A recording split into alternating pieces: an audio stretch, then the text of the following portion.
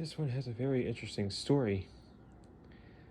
My grandma actually found this along the road, and it was next to a trash can. The person who owned it said that it sat in the basement for quite some time, and she got it for free.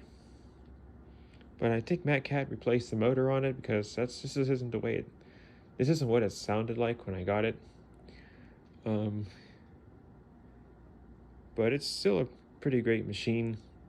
It was good when I guess I guess it did clean pretty good when I bought it, despite how many years it sat in the basement.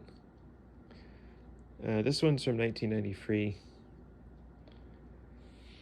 So, yeah, this is a great machine, and I've had it for 2 years now. It is missing an extension. It is missing an extension one, but it's not a major deal. So yeah, I'm happy it's doing well in 2026.